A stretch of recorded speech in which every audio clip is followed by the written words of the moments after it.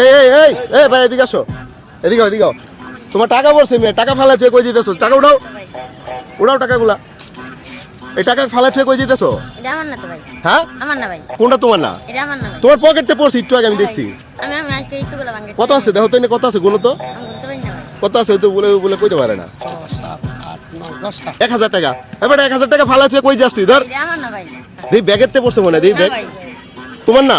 না ভাই। আচ্ছা তো যার মধ্যে তারও ধরো না, টাকাটা ধরো, তুমি নিয়ে যাওগা।